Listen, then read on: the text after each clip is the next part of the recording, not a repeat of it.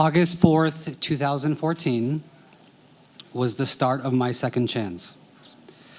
I wake up with a towel over my face as I'm laying in the driver's seat, being told, you're waking up, it's going to be okay, but we're going to get the actual jaws of life to take you out of this car.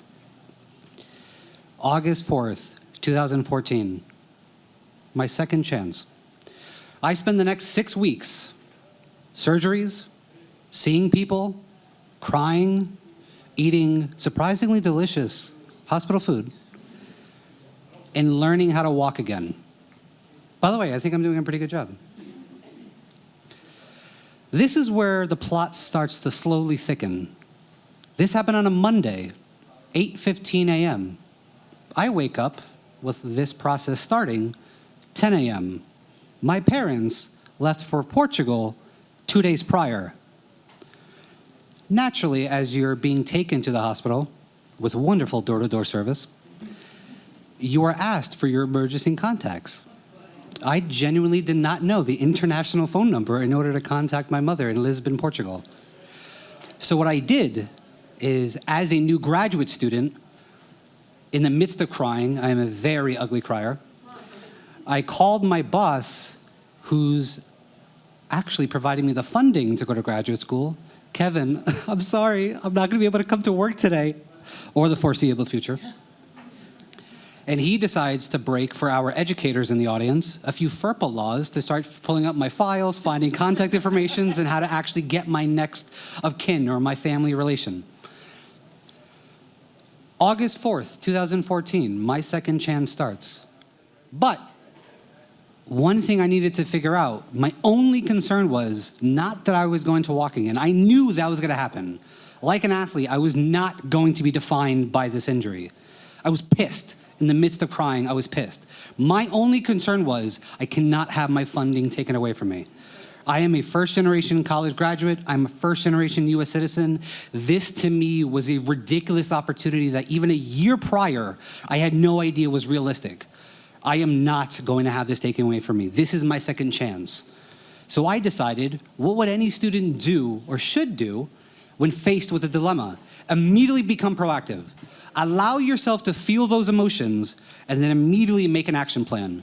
So in the midst of going through my first surgery that afternoon and waking up with my actual best friend on my right-hand side, holding my right hand, and then my mentors on my left-hand side, waking up with the anesthesia thinking, so when does this start? When is the first surgery? I spend the next 7 weeks in the midst of learning what Grey's Anatomy is on Lifetime, check your local listings, followed by going through occupational and physical therapy so I can actually do this.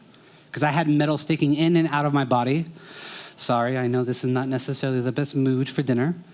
And then in the midst of that, I had to contact a program director, my immediate boss, my specific professors for that semester, because considering I'm going to be here for a while, and the semester starts in about 3 weeks.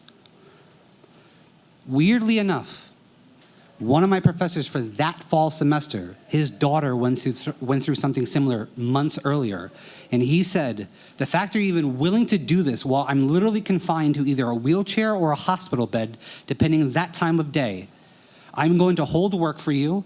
We're going to make sure we talk to Dr. Watson, program director, and we're going to make sure that as long as you can get the work done by December, you're fine.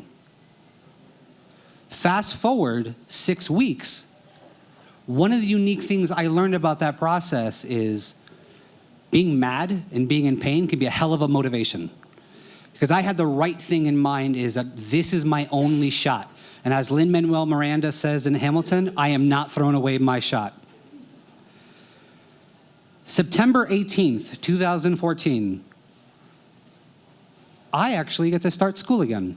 So about 6 weeks later, I am walking from the parking lot to the Bart Luedeke Center of Rider University in Trenton, New Jersey. I'm from Jersey, sorry. And what I do is I slowly walk up the stairwell. Keep in mind that the cane that I was told I was going to be given did not get delivered yet. As I arrive to my office, I see the stunned look of everyone.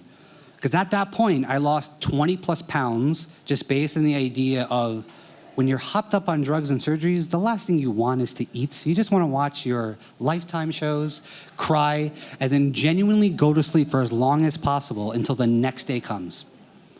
And I see these stunned faces, and then I get arguably the greatest hugs that I've ever gotten in my life. August 14th, 2014, my second chance started. Isn't that interesting? Second chances can literally be a lifesaver. Thank you very much.